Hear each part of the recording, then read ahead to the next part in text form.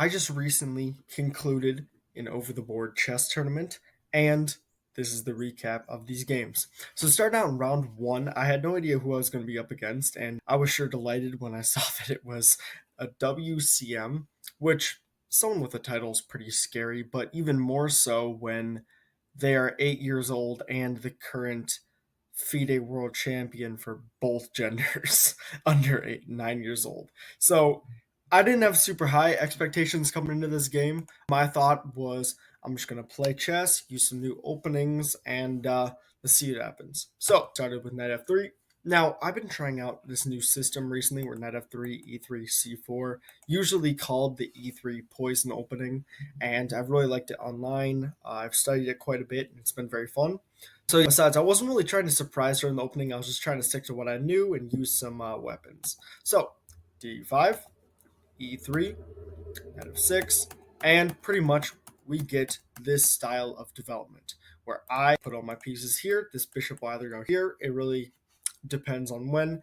And her plan is to immediately strike in the center with e5. So this is all theory. This is one of the definitely more combative ways to play against e3 poison. And here I actually mixed up my theory.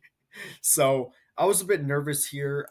And I knew that when this plan was about to happen, I would take here and then I would take and then put my knight right here in the center. However, what I forgot was that traditionally you try and wait until they play e5 because then takes knight here, bishop back, rook c1, and you get a far more pleasant version of the position than the one that we got in the game. Because what ended up happening was that I took, and I thought that she's going to take back here. I'm going to put my knight here. We're going to be rolling. All this is fine, but she doesn't have to take. She actually can take this way, which completely changes the course of the game. And now I'm like, oh, I fucked up. So, time to try and discover the intricacies of this new position, which is hard to do for the first time in over the board game, but I gave my best shot. So I went bishop d3, just developing, pressuring, activating my bishop, looking to castle, and she went h6.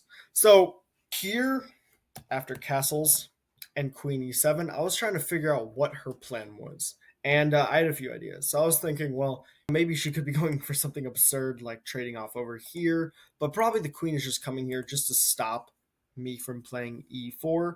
So here I'm trying to think her plan is most likely to stop me playing e4 and to put a knight here, pawn here, and a knight here. So I'm thinking for a while and I go, wait a minute, what if I just move my bishop here? Because then, when she puts her knight on e4, my bishop is no longer trapped behind the knight, and actually it has something to do. So that's what happened. So I went here, and she went here. But the problem is that I completely misjudged the position. And after I took, takes back here, she just went knight f6, and suddenly, what have I accomplished?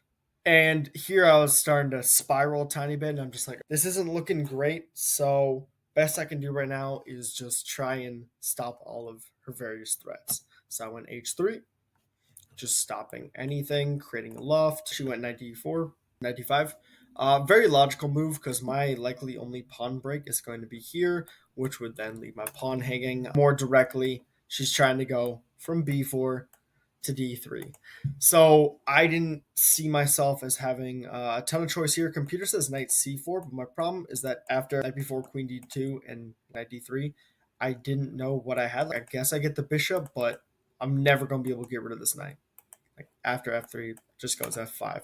So computer says that's the most pleasant way of doing things, but I went the most direct, which is a3. Then bishop b8, really good technique, just looking to create a more powerful battery on my weak dark squares. And so I think for a while, and I go rook fe8. So this is a couple purposes.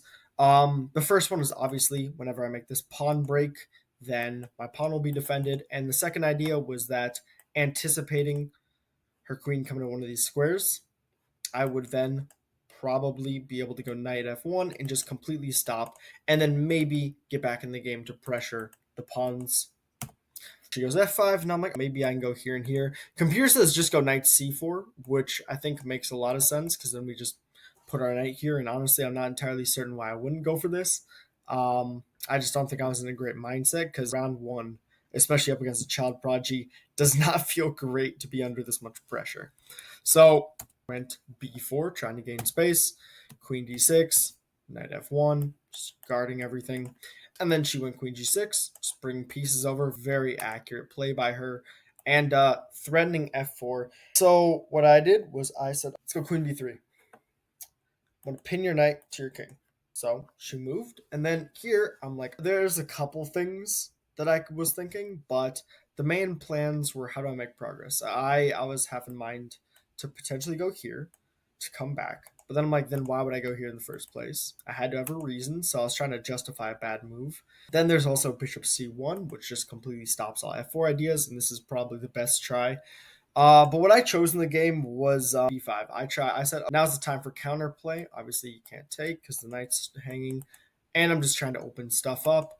But then she just plays f4 really quickly, and I don't know what I missed because her plan is more than just threatening mate. That can be easily defended, but it's going here. And I literally spent a whole move earlier in the game to stop this plan, so I don't know why I underestimated it so much. Because that's what it takes. Knight g3. She just puts the knight on d3, and I'm like, oh my gosh.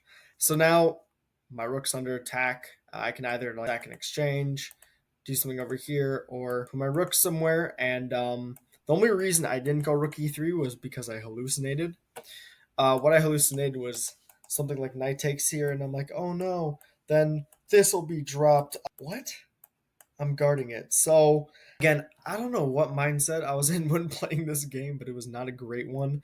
So I went rook e2 and takes rook c2, just trying to go for something. At this point, it's just wraps. She picks up a piece. I try and go for some counterplay. I trade off the rooks, and again here I'm just looking for a perpetual. Always making sure to come back to guard this. Her queen moves here, check. King moves up, check. Making sure that I'm not checking here because then the queen will come back. So I get a pawn. She comes back, check, and I have no more checks. So I come back. I stop the square she's infiltrating on. She plays queen f2, and I resign. I got crushed. I don't know too much what to say. But one actual announcement is that Paul also played in this tournament. If you don't know who Paul is, good friend of mine, also my student. And so starting tomorrow or whenever I'm going to be filming the next recap, he's actually going to be recapping his games as well. So hope you look forward to that. Again, I don't have a ton of thoughts on this game. She's very good.